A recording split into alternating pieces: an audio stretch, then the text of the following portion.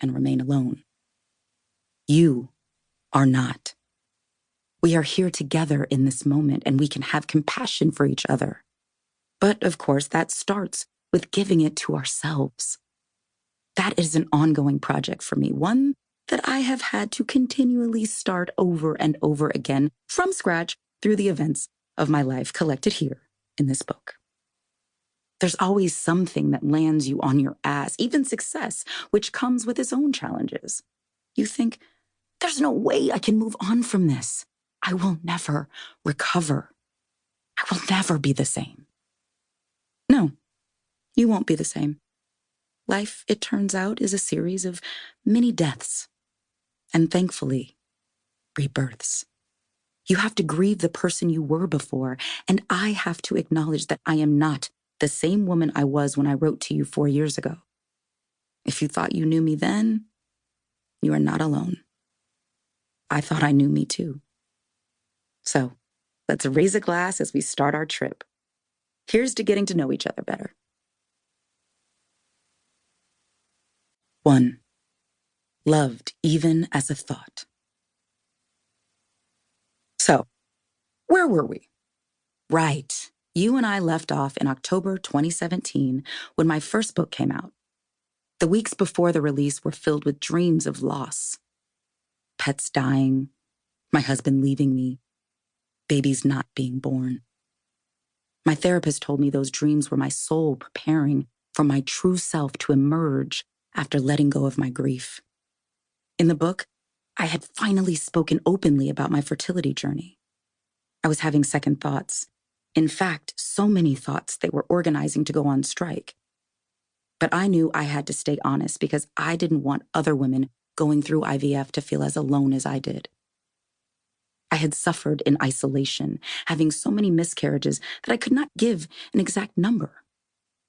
Strangers shared their own journeys and heartbreak with me. I had led with the truth, and it opened the door to compassion. But from then on, it seemed every article about me used the phrase I had offered. I have had 8 or 9 miscarriages. This was always followed closely by my age, which at that time was 44. At least that stopped reporters from asking the question I got at every red carpet. When are you and Dwayne going to have a baby? But my openness about pregnancy loss led journalists, friends, and strangers at the supermarket to cock their heads and ask a new question. It was presented casually, but not offhand. No, this was a statement disguised as a question that people thought I needed to hear right now. Why don't you go the surrogacy route? Each time this was presented, I felt the constant public prodding to acknowledge my body's failures. Just let some other more capable woman get the job done, because you're not capable. It wasn't my imagination.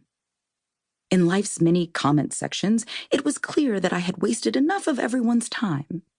The messages were that I had prioritized my career and now I was too old to have a kid. In fact, I owed that to Dwayne. I had robbed him of this child because I was an older woman, almost 10 years older than Dee, and I had to have known that my window was limited. The reality is that I had been diagnosed with adenomyosis 1 year before, with the gag being that I'd had it since my early 20s. It was Dr. Kelly Beck, a freakishly intelligent, no-nonsense reproductive endocrinologist in LA, who finally accurately diagnosed me with what every other doctor had missed. Before meeting her, I had gone through multiple rounds of IVF with leading doctors around the country. When you are in their offices, you stare at the holiday cards behind them. Plump babies with beaming, relieved parents. Each baby is counted, with numbers reported to the CDC and officially tabulated to define that fertility clinic's success rate. For the desperate like me, the CDC website has a handy table showing every clinic's numbers. Picking one now at random, I see it says, pregnancies, 225. And then, just below, deliveries, 177. Then that gets divvied down to patients using their own eggs and those using donor eggs. Those success rate numbers are everything to a doctor, and keeping them up is why doctors don't always want to work with older